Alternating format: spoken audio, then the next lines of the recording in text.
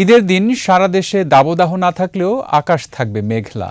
রাজধানীতে আকাশ মেঘলা সহ তাপমাত্রা কম থাকবে, রাতে বাড়বে তাপমাত্রা। তবে বৃষ্টির সম্ভাবনা নেই বলে জানিয়েছে আবহাওয়া অধিদপ্তর। বজ্রসহ বৃষ্টির সম্ভাবনা রয়েছে চট্টগ্রাম সহ দেশের কয়েকটি জায়গায়। শাকেরা আরজুর report. Walton air conditioner exchange অফারে স্প্লিট এসিতে 23,000 টাকা পর্যন্ত নিশ্চিত ছাড়।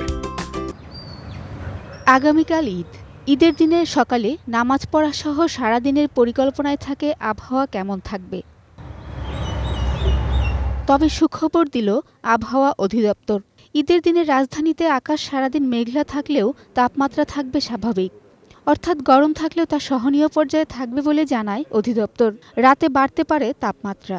আজকে কিছুটা কমে যাবে, আগামীকালকেও কিন্তু ঢাকায় মেঘলা থেকে মেঘাচ্ছন্ন থাকার সম্ভাবনা রয়েছে।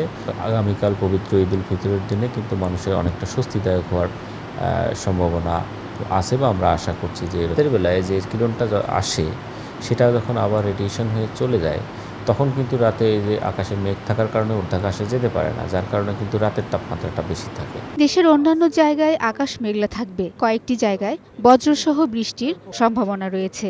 তো রংপুর বিভাগের কিছু জায়গা এবং চট্টগ্রাম বিভাগের কিছু অংশ বাদ রেখে সারা দেশেই কিন্তু মেঘলা থেকে মেঘাচ্ছন্ন থাকার সম্ভাবনা রয়েছে। বৃষ্টিপাতের সম্ভাবনা নেই, খুবই কম। খুলনা এবং রাজশাহী বিভাগের কোথাও কোথাও হয়তো বা হালকা বৃষ্টি এবং বজ্রঝড় হতে পারে। পুরো এপ্রিল জুড়ে দেশে 6 থেকে 7টি কালবৈশাখী বয়ে যেতে পারে। তবে ঈদের আশপাশের 2-1 দিনের মধ্যে তা আশঙ্কা নেই বলে জানায় অধিদপ্তর।